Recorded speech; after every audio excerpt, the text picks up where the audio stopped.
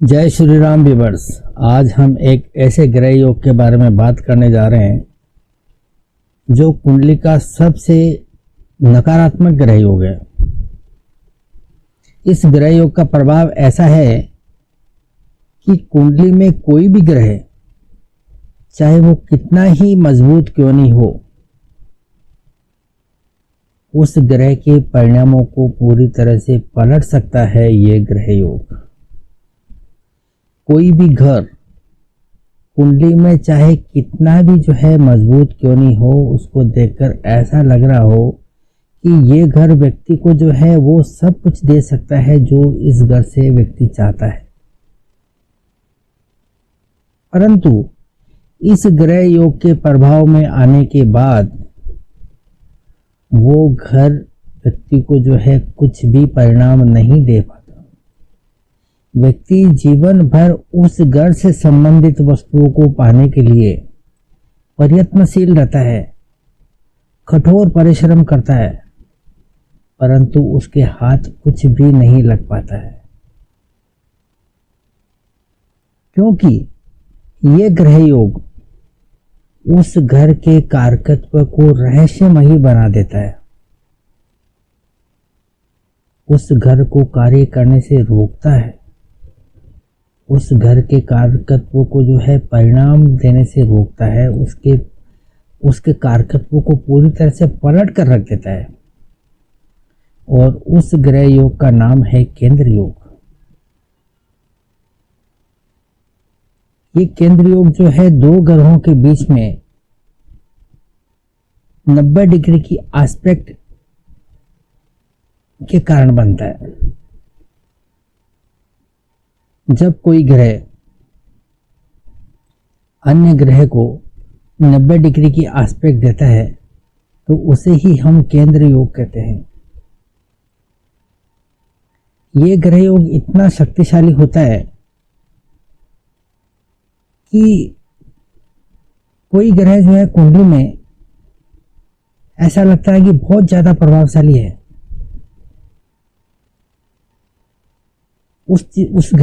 उस ग्रह से संबंधित चीजें या उस घर से संबंधित चीजें व्यक्ति को बड़ी ही आसानी के साथ मिल जाएंगी,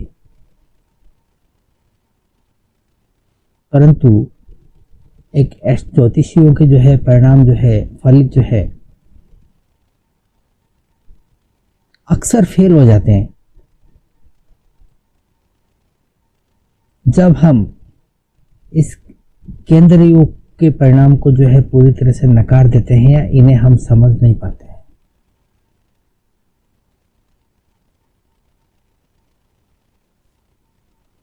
ये ज्योतिषी के लिए एक रहस्यमयी घटना हो जाती है। वो घर एक पहेली बन जाता है कि ये घर इतना अच्छा दिख रहा है तो ये परिणाम क्यों नहीं दे रहा है, उसके पीछे वजह क्या है।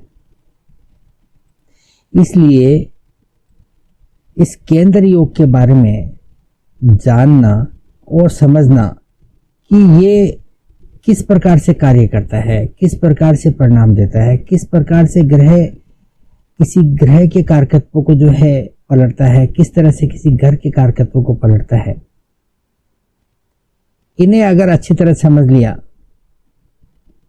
तो हम कुंडली के रहस्यों को बड़ी आसानी के साथ में डिकोड कर सकते हैं कि कोई फला ग्रह या फला ग्रह घर इतना अच्छा होकर भी रिजल्ट नहीं दे पा रहा है, तो उसके पीछे की आखिर वजह क्या है। देखिए, हमारी एक सीरीज चल रही है कि आखिर में ग्रह हमें देने वाला क्या है। ये एपिसोड उसी सीरीज का एक हिस्सा है। इस सीरीज से संबंधित 2 वीडियो हमने पहले ही अपलोड कर दिए हैं। अगर आप इस प्रकार के डिग्री से संबंधित योगों को अच्छी तरह से समझना चाहते हैं और कुंडली के रहस्यों को डिकोड करना चाहते हैं, तो आप अगर उन वीडियोस को अगर देखें तो आपको इन्हें समझने में काफ़ी आसानी रहेगी और आप जो है किसी भी कुंडली के रहस्यों को पढ़ भी पाएंगे और समझ भी पाएंगे। इसलिए अगर देखना चाहें तो इस सीरीज़ की बाकी दोनों वीडियो को देखेंगे तो आपको ये वीडियो भी ज़्यादा अच्छी तरह से समझ में आएगा और आगे की सीरीज़ जो चालू रहेगी उसमें आने वाला हर वीडियो जो है आपके लिए महत्वपूर्ण होगा, उन्हें समझने में भी आपको बड़ी आसानी रहेगी। इसलिए हमने डिस्क्रिप्शन बॉक्स में उस प्लेलिस्ट का जो है लिंक दिया हुआ है, आप उस लिंक पर जाके क्लिक कर सकते हैं। साथ ही साथ इस वीडियो के अंत में एक प्लेलिस्ट एंड स्क्रीन पे एक प्लेलिस्ट आएगी, आप उसके ऊपर जो है क्लिक करके भी आप उस प्लेलिस्ट के ऊपर जा सकते हैं। इसके अतिरिक्त आप हमारे चैनल पर विजिट करके प्लेलिस्ट में उस प्लेलिस्ट को जो है आप क्लिक कर सकते हैं। आपको इससे काफ़ी हेल्प मिलेगी। और साथ ही साथ अगर आपको लगता है कि इस वीडियो से आपको कुछ भी सीखने को मिलता है या आगे भी आपको जो है इस तरह के जो है वीडियोस देखना पसंद है, तो आप जो है इस चैनल को अभी सब्सक्राइब कीजिए और लाइक का बटन दबाइए और साथ ही साथ जो है ज़्यादा से ज़्यादा लोगों को शेयर कीजिए और कमेंट सेक्शन में जाके कमेंट लिखिए ताकि हमें यह मालूम चल सके कि आपको ये वीडियो जो है कितना पसंद आ रहा है या हम जो है आपके लिए इससे ज़्यादा क्या कर सकते हैं। आप क्या देखना चाहते हैं आप डिटेल के अंदर लिखिए, हम आपकी जो है पूरी हेल्प करेंगे। तो बढ़ते हैं हम आगे।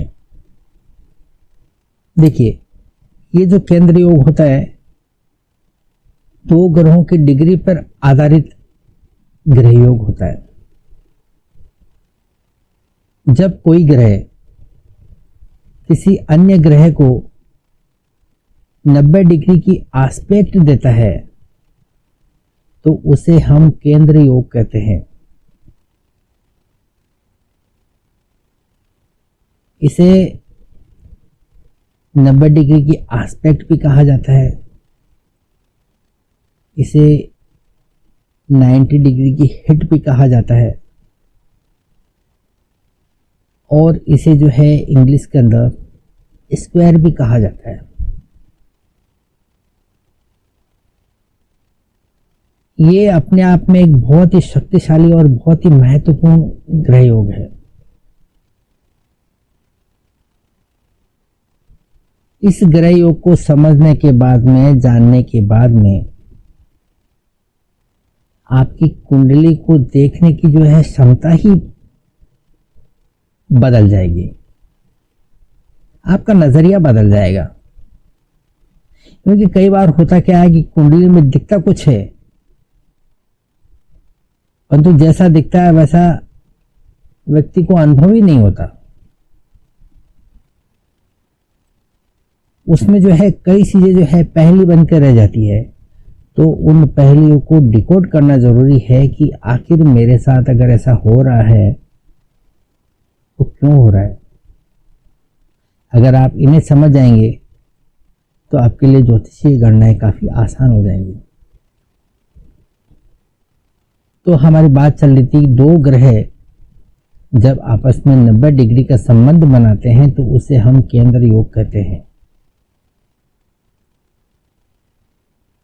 अब अगर ये अंतर 90 डिग्री का एग्जैक्ट हो तो इसे हम अंशात्मक ग्रह योग कहते हैं और ये अंशात्मक ग्रह योग अत्यंत ही शक्तिशाली ग्रह योग होता है। व्यक्ति को जीवन भर संघर्ष करने को लगा सकता है, परिस्थितियों से जूझने को लगा सकता है।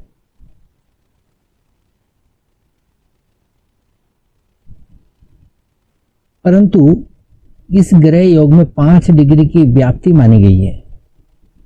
विद्वान लोग 5 डिग्री की व्याप्ति को स्वीकार करते हैं, यानी कि कोई ग्रह 90 डिग्री से 5 डिग्री कम हो या 5 डिग्री ज़्यादा हो तो भी हम इस योग को जो है मान कर चलते हैं। जैसे कोई ग्रह दूसरे ग्रह को अगर हिट देता है और दोनों के बीच अंतर अगर 85 डिग्री का है या 86 डिग्री का है, 87 का है, 88 का है, 89 का है या 90 का है, तो इसे हम केंद्र योग मानकर चल सकते हैं। इसका प्रभाव देखने को मिलता है। ठीक इसी प्रकार 90 से 95 के बीच में हो तो भी यह ग्रह योग काम करता है। परंतु कुछ ग्रह ऐसे हैं जैसे कि सूर्य है, मंगल है, बुध है, शुक्र है, ये ग्रह थोड़ा फास्ट चलते हैं। 1 से 1.5 महीने में अपनी राशि परिवर्तित कर लेते हैं। इसलिए इन ग्रहों के मामले में ये व्याप्ति 6 डिग्री तक मानी गई है। ये ग्रह 6 डिग्री तक भी अपना प्रभाव देते हुए पाए जाते हैं। परंतु चंद्रमा एक ऐसा ग्रह है जो बहुत ही फास्ट मूविंग प्लेनेट है। 2.25 दिन में अपनी राशि बदल लेता है, घर बदल लेता है। तो चंद्रमा के मामले में ये व्याप्ति 8 डिग्री तक भी जो है प्रभावी रूप से काम करती है।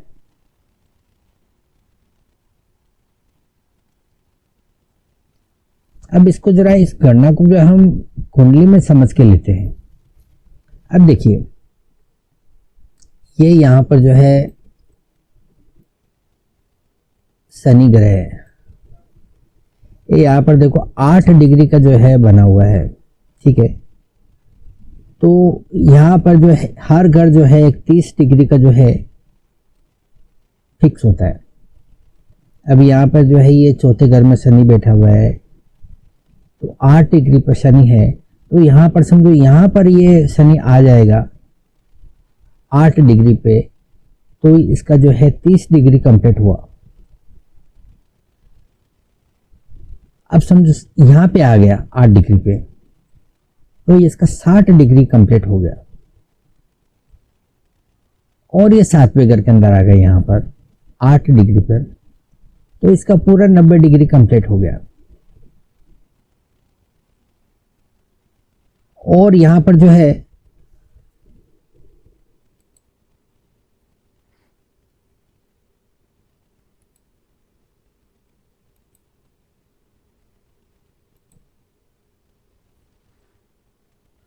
और यहां पर देखिए, ये वीनस को देखिए,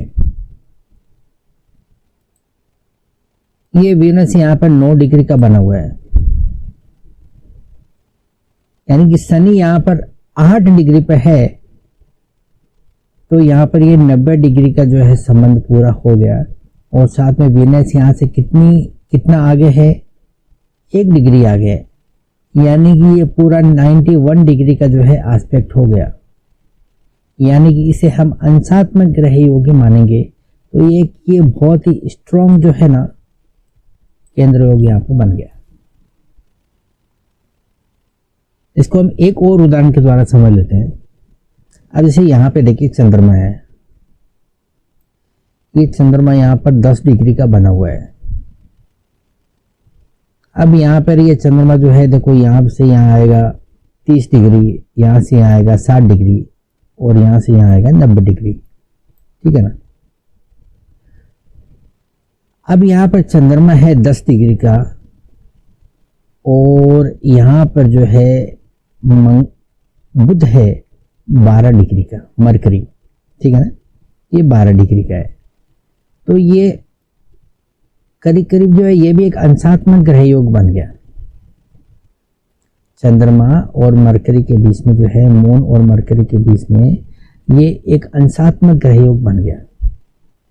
साथ ही साथ आप बृहस्पति को भी देखिए, ये बृहस्पति यहाँ पर जो है 5 डिग्री का बना हुआ है, और चंद्रमा जो है यहाँ पर 10 डिग्री का बना हुआ है। तो ये भी एक जो है केंद्र योग में शामिल हो गया। तो हम कह सकते हैं कि चंद्रमा का केंद्र योग या मरकरी के साथ भी है और या जुपिटर के साथ में भी है, ठीक है ना।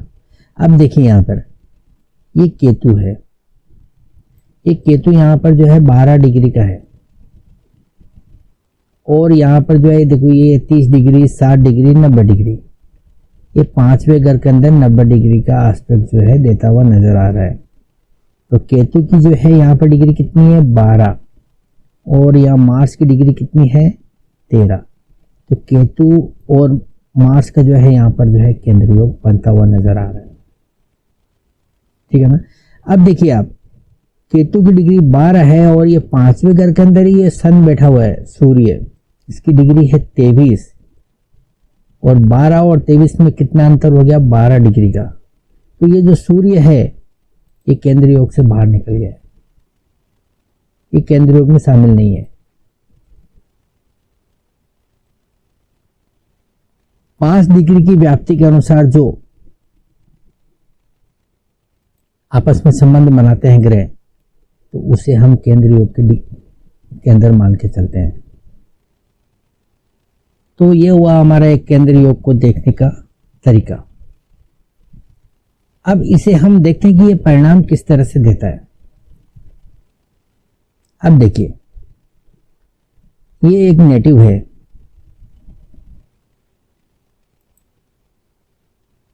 जो एक वक्त था अपनी शादी को लेकर बहुत ज़्यादा परेशान थे।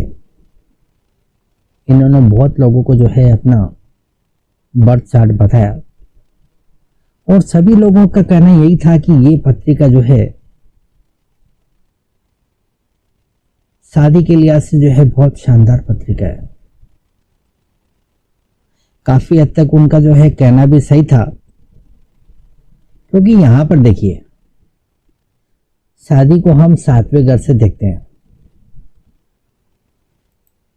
तो ये 7वें घर के अंदर जो है यहां पर देखो ये वीनस है, शुक्र, शादी का कारक ग्रह है ये शुक्र और कारक स्थान में ही बैठा हुआ है। और वो भी देखिए आपके एकदम वृषभ राशि के अंदर है, स्वग्रही। तो यहां पर जो है ये काफी मजबूत स्थिति होगी 7वें घर की। 7वां घर को आप कह सकते हैं कि बहुत ज्यादा स्ट्रांग हो गया। और अगर यहाँ पे देखिए ये नवमांश में यही वीनस जो है उच्च का हो गया।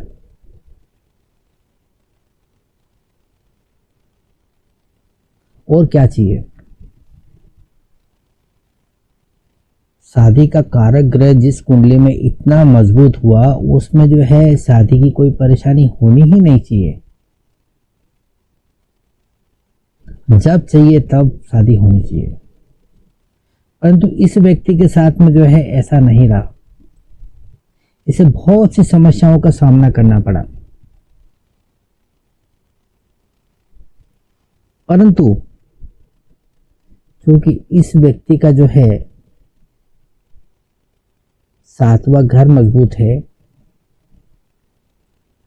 कारक ग्रह जो है यहाँ पर जो है स्वराशि का भी है और यहाँ पर नवांश में भी जो है उच्च का बना हुआ है। साथ में साथ देखिए यहाँ का जो लगन लॉर्ड है मंगल, ये भी 5वें घर के अंदर जो है त्रिकोण में बैठा हुआ है। तो कुल मिलाकर जो है इस कुंडली का शादी के लिहाज से दर्जा उत्तम हो गया। इसलिए इस व्यक्ति की शादी केंद्र योग होने के बावजूद तमाम प्रकार की परेशानियों से गुजरते हुए संपन्न हुई। ये हुआ इसका जो है चैप्टर नंबर 1। अभी इस व्यक्ति का क्या कहना है कि मैरिटल लाइफ में जो है बहुत सारी प्रॉब्लम्स जो है चल रही है। अब इस कुंडली के लिहाज से अगर देखें तो इस व्यक्ति के जीवन में किसी प्रकार की समस्याएं होनी ही नहीं चाहिए, क्योंकि जिसका जो है 7th लॉर्ड में जो है 7th लॉर्ड का कारक वीनस ग्रह बैठा हुआ है और वो लगन को एस्पेक्ट दे रहा है। साथ ही साथ जो है नौमांस के अंदर भी जो है मजबूत बना हुआ है, पुष्य राशि का बना हुआ है, कारक ग्रह होकर कारक स्थान में बैठा हुआ है। किसी प्रकार की कोई परेशानी होने की जो है इसमें कोई गुंजाइश ही नहीं बनती है। परंतु इस व्यक्ति का कहना है कि मैं मैरिटल लाइफ को लेकर बहुत ही ज्यादा परेशान हूं। आखिर इसके पीछे ऐसा क्या कारण है, वो क्या रहस्य है जिसको हम समझ नहीं पा रहे हैं। क्योंकि ये व्यक्ति जो है कम से कम जो है 10 से 20 लोगों के बीच में जो है ना अपनी पत्रिका लेके गया। सभी लोगों का एक ही कहना था कि इस व्यक्ति को जो है शादी से संबंधित कोई परेशानी होनी ही नहीं चाहिए, परंतु यहां पर तो उल्टा हो रहा है। ये व्यक्ति जब मेरे पास में आया तो उसकी कुंडली को देखते ही अंदाजा हो गया कि इसकी मैरिटल लाइफ जो है परेशानी से भरी हुई ही होनी चाहिए। कारण कि यहाँ पर इस सैटर्न को देखिए, यहाँ पर सैटर्न बना हुआ है 8 डिग्री का, और ये सैटर्न जो है यहाँ पर देखिए वीनस को 90 डिग्री की एस्पेक्ट दे रहा है, एग्जैक्ट 90 डिग्री की एस्पेक्ट, अंशात्मक ग्रह योग हो गया। इसी केंद्र योग की वजह से व्यक्ति को अपनी मैरिटल लाइफ में अनेक प्रकार की समस्याओं का जो है सामना करना पड़ रहा है। ये तो हुआ इसका एक पक्ष। अब हम इसको एस्ट्रोलॉजिकल तरीके से जो है इस कुंडली को पढ़ने की कोशिश करेंगे। वो कौन से कारण है जिस व्यक्ति को इस प्रकार की समस्याएं आ रही है। देखिए यहां पर जो है शनि है चौथे घर के अंदर बैठा हुआ है, और वो लॉर्डशिप कौन कौन से घरों के लिए हुए, तीसरे घर की और चौथे घर की।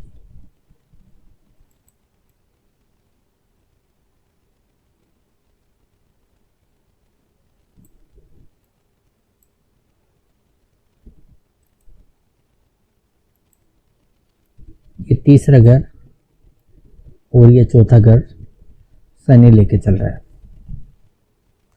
और ये आप वीनस को जो है 90 डिग्री की जो है ना एस्पेक्ट दे रहा है।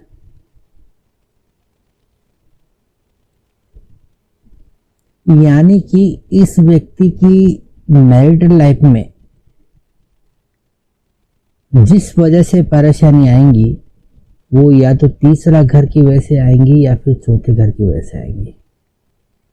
चौथा घर किसका है? चौथा घर मां का होता है।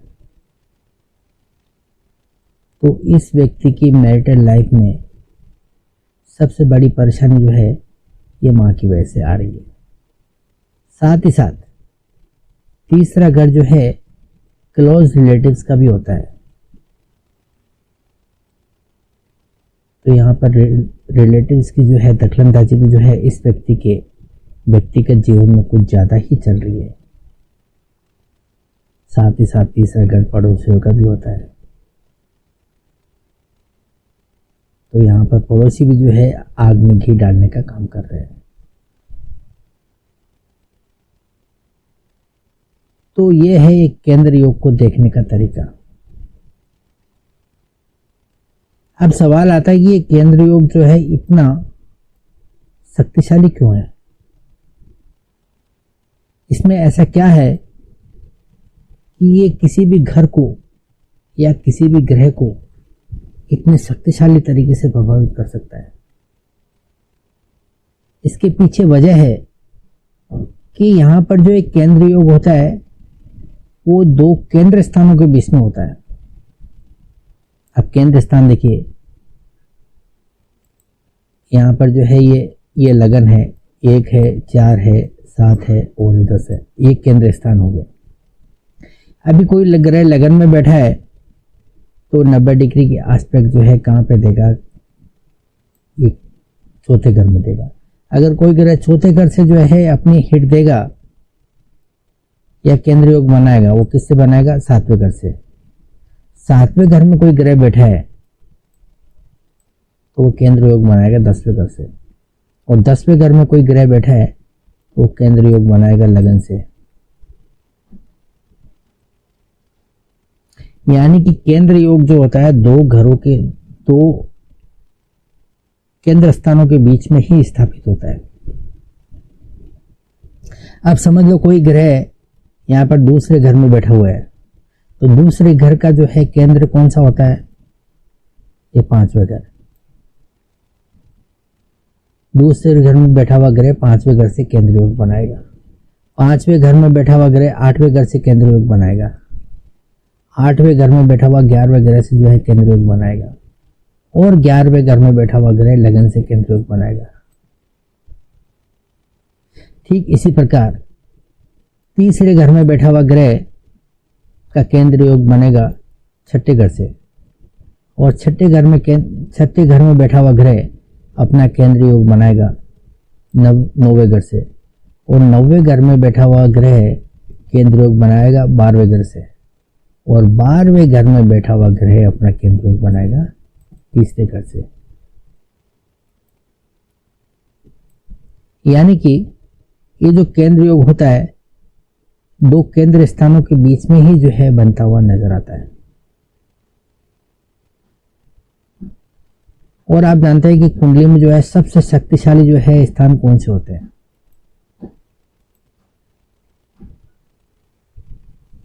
कुंडली में सबसे शक्तिशाली स्थान होते हैं केंद्र स्थान। तो इस योग में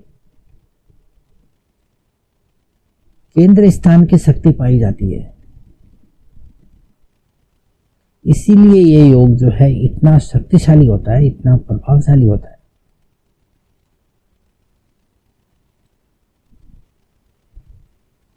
अब बात आती है कि क्या ये सभी ग्रह एक समान से जो है शक्तिशाली जो है प्रभाव छोड़ते हैं? इसमें हम ग्रहों को जो है दो श्रेणी में विभाजित कर सकते हैं।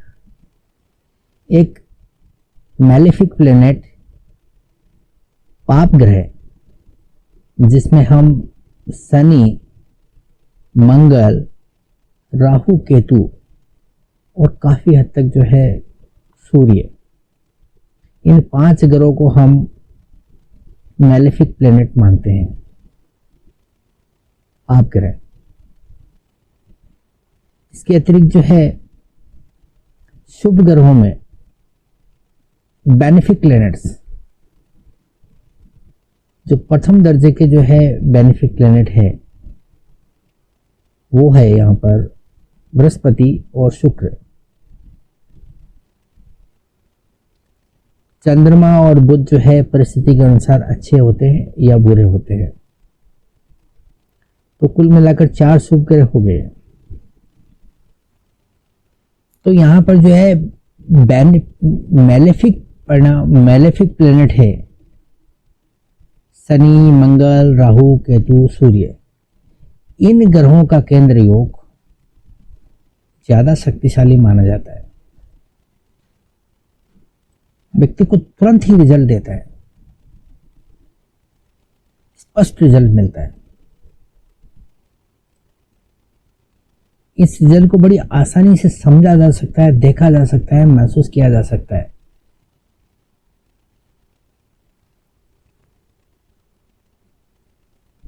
शुभ ग्रहों के जो है केंद्र योग अपनी तरह से काम करते हैं। वो आने वाले कोर्स में हम लगातार कुछ प्रैक्टिकल कुंडलियों पे काम करते हुए नजर आएंगे। उसमें आप दोनों के बारे में अच्छी तरह से जो है डिफरेंशिएट कर पाएंगे।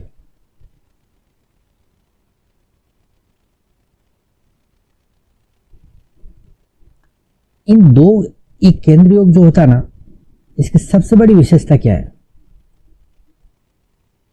ये दो घरों के बीच में, दो घरों के बीच में, दो ग्रहों के बीच में एक संघर्ष दिखाई देता है, एक प्रतिस्पर्धा दिखाई देती है, विरोध दिखाई देता है। इसलिए जिस व्यक्ति के कुंडली में केंद्र योग हो, उसके अंदर काफी अंतर्द्वंद रहता है कि मैं ये करूं या वो करूं, करूं या नहीं करूं। इसी चक्कर में उसकी पूरी जिंदगी निकल जाती है और करूं ना करूं के चक्कर में व्यक्ति जो है एक असफल व्यक्ति बनकर रह जाता है।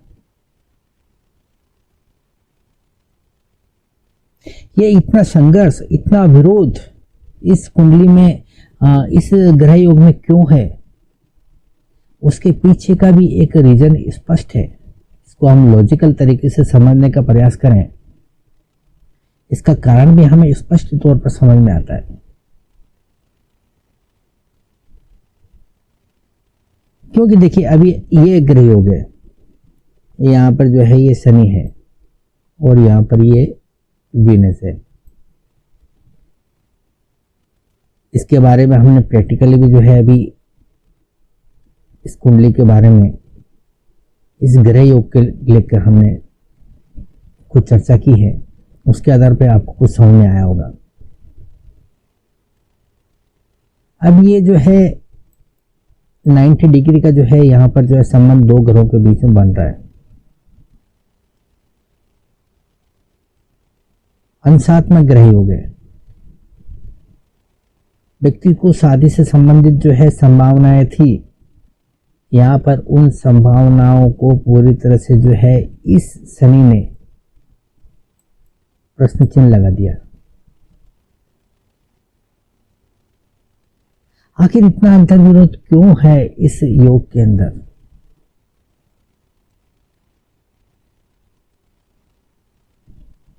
क्यों इतना संघर्ष है? आइए सबसे पहले हम उसी को समझेंगे। अब देखिए, दो केंद्र स्थानों के बीच में जो है ये योग बनता हुआ नजर आ रहा है। यहां हम शनि से इस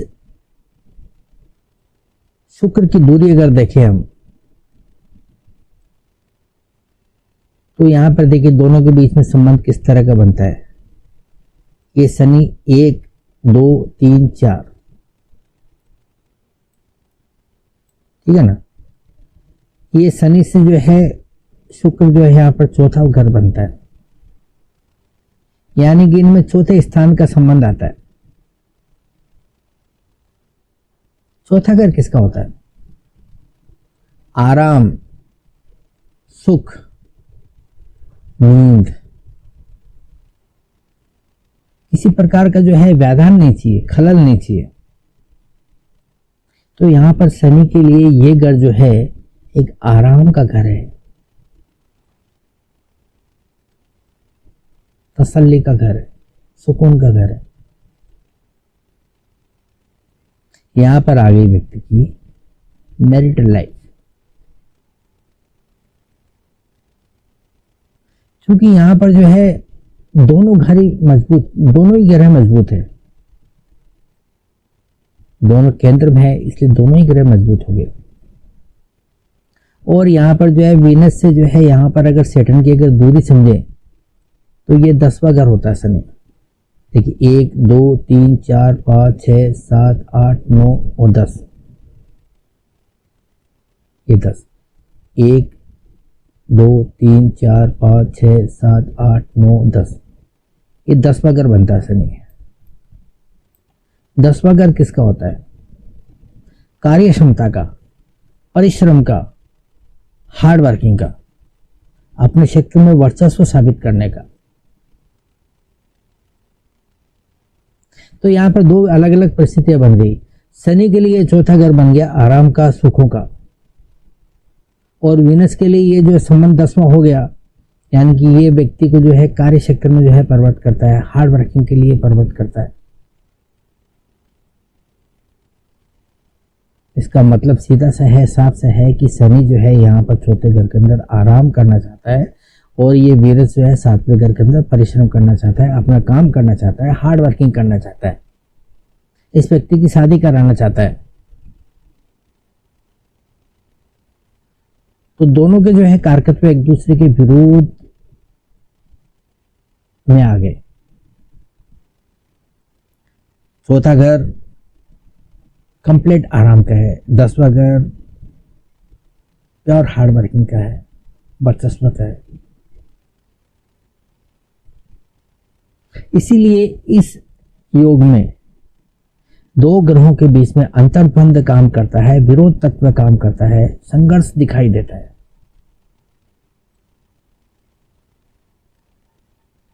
यह संघर्ष एकदम उच्चतम स्तर का तब हो जाता है जब कुंडली का दर्जा निम्नतम स्तर का हो, यानी कि व्यक्ति का जो है लगन अगर कमजोर हो, व्यक्ति की कुंडली का दर्जा अगर कमजोर हो, तो व्यक्ति जीवन भर जो है कार्य करता रहता है, परंतु उस काम में व्यक्ति को सफलता मिलना दूर होता है। व्यक्ति को सफलता मिल ही नहीं पाती है, क्योंकि एक तो ये केंद्र योग की चपेट में आने वाला है, दूसरा व्यक्ति की कुंडली का दर्जा कमजोर है, लगन कमजोर है। वो जीवन में जो है जिंदगी भर कार्य करता रहेगा, हार्ड वर्किंग करता रहेगा, परंतु उसको इच्छा अनुसार परिणाम मिल ही नहीं पाएगा। इसका एक दूसरा पक्ष भी है। कोई ग्रह जो है केंद्र योग बना रहा है, परंतु कुंडली का दर्जा अच्छा है, उसका लगन मजबूत है, जैसा कि आप इस केस के अंदर देख सकते हैं। इस व्यक्ति का लगन लॉर्ड जो है मंगल बनता है और ये यहाँ पर जो है त्रिकोण के अंदर आकर बैठा हुआ है।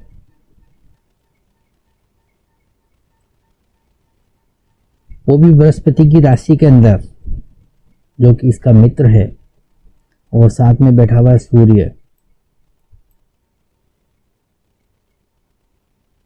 साथ ही साथ जो है लग्न का जो शादी का कारक ग्रह है शुक्र, यह भी यहाँ पे मजबूत स्थिति में बना हुआ है, यानी कि कुंडली का सर्वसाधारण दर्जा हो गया उत्तम। इसलिए इस व्यक्ति को तमाम परेशानियों के बावजूद रिजल्ट मिले, इस व्यक्ति का शादी हुआ।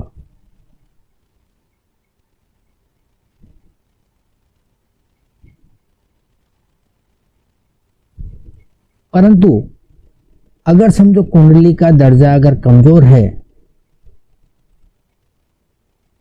यहां पर जो है लगन लॉर्ड जो है मंगल है, समझो यहां नहीं होकर यहां पर होता,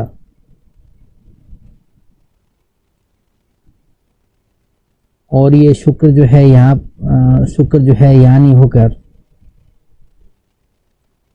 अपनी कमजोर स्थिति में होता, और यहाँ इस घर की हालत अगर खराब होती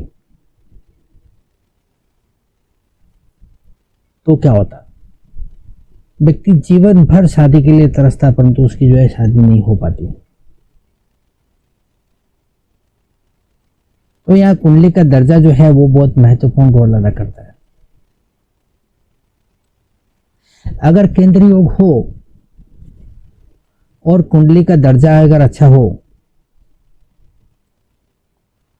तो व्यक्ति अपने कार्य क्षेत्र में पूरी एड़ी से चोटी का जोर लगाकर कार्य करता है, परिस्थितियों को अपने दम से बदलता है।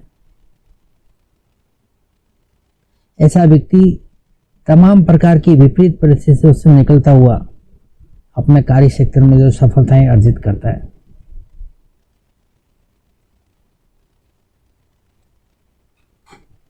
परंतु कुंडली का दर्जा अगर कमजोर हो तो व्यक्ति हर प्रकार से मेहनत करने के बावजूद भी उसको जीवन में कुछ भी हासिल नहीं हो पाता।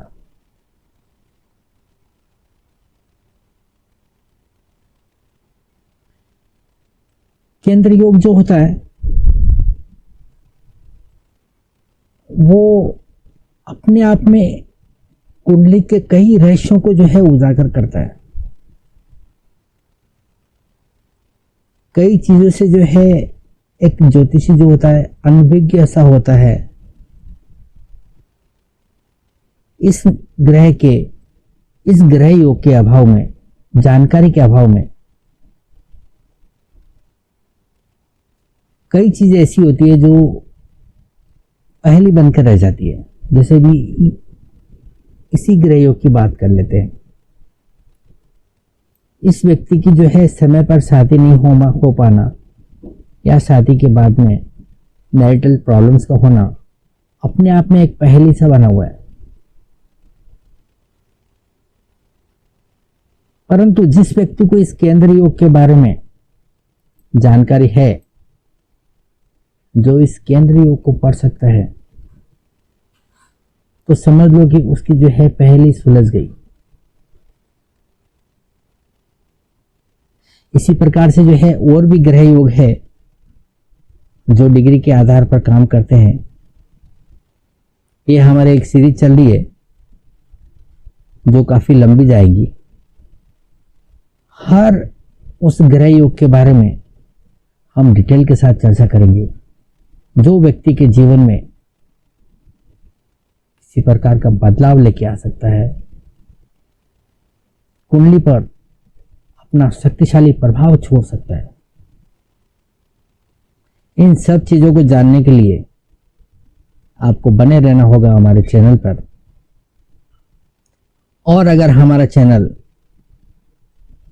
आपके लिए जरा भी मददगार साबित हो सकता है या हमारे वीडियो अगर आपको समझ में आ रहे हैं, आपको इनसे किसी प्रकार का नॉलेज मिल रहा है, तो आप हमारे चैनल को सब्सक्राइब कीजिए, लाइक कीजिए और ज़्यादा से ज़्यादा लोगों को शेयर कीजिए।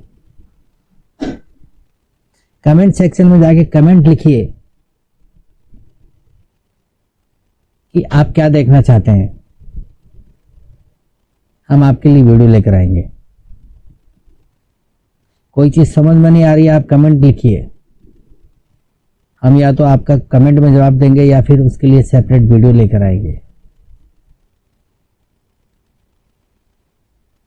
देखिए, ये सीरीज जो है ना बहुत ही इंपॉर्टेंट सीरीज है और आपके लिए काफी महत्वपूर्ण साबित हो सकती है।